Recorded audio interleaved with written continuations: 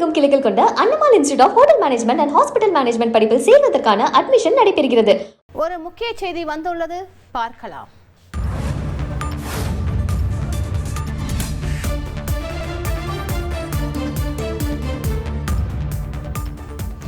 டாஸ்மாக் முறைகேடு வழக்கு தொடர்பாக லஞ்ச ஒழிப்புத்துறைக்கு சென்னை உயர்நீதிமன்றம் உத்தரவை பிறப்பித்திருக்கிறது. கூடுதல் விவரங்களை செய்தியாளர் சுரேஷ் வழங்கிக்கலாம். சுரேஷ், வணக்கம். இந்த வழக்கின் முழு பின்னணி என்ன சுரேஷ்?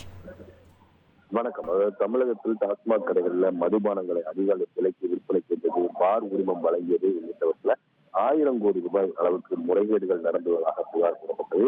கடந்த 2017 ஆண்டு முதல் 2024 ஆண்டு வரைக்குமான காலகட்டத்தில் லஞ்ச ஒழிப்புத்துறை பதிவு செய்த 41 வழக்குகளின் அடிப்படையில் அமலாக்கத்துறையினர் சட்டவிரோத பண பரிமாற்ற தடை சட்டத்தின் கீழ் வழக்கு பதிவு செய்து டாஸ்மாக் தலைமை அலுவலகத்தில் கடந்த மார்ச் மாதம் சோதனையை நடத்தினாங்க.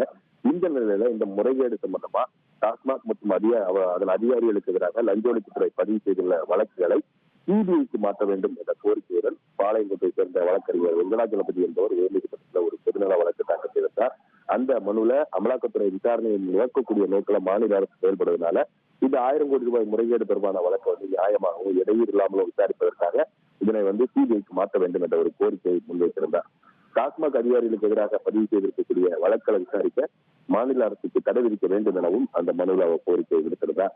இந்த வழக்கு நீதிபதிகள் GR சுவாமிநாதன் மற்றும் B லட்சுமிநாராயணன் அடங்கிய அமர்வுல இன்றைக்கு மீண்டும் விசாரணை கேட்டது. அப்போது தமிழக அரசு தரப்பில் ஆஜரான தலைமை வழக்கறிஞர் TS ராமன் இந்த வழக்குகளை பொறுத்த வரைக்கும் ஒரு வழக்குகளை வேறு விசாரணை அமைப்புக்கு மாற்றுவது சம்பந்தமா ஒரு மனு தாக்கல் செய்யப்பட்டால் அந்த மனு மீது முடிவெடுப்பதற்கு முன்னாடி சம்பந்தப்பட்ட அந்த வழக்குல குற்றம் சாட்டப்பட்டவர்களுடைய தரப்பு வாதங்களை கேட்க வேண்டும் என்று உச்சநீதிமன்றம் உத்தரவிட்டிருக்கிறது.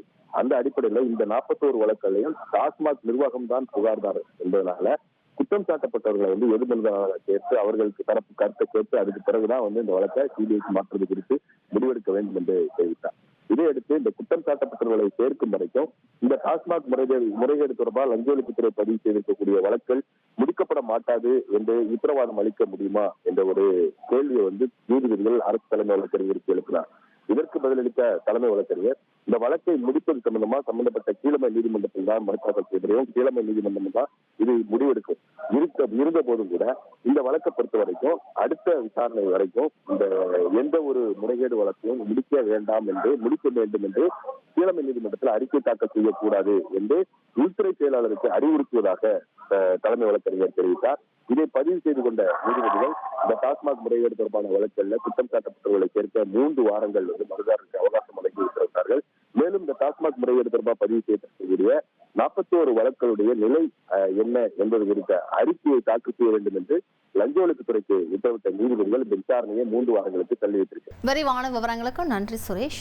தமிழகமெங்கும் கிளைகள் கொண்ட Annamalai institute of hotel management and hospital management படிப்பில் சேர்வதற்கான அட்மிஷன் நடைபெறுகிறது.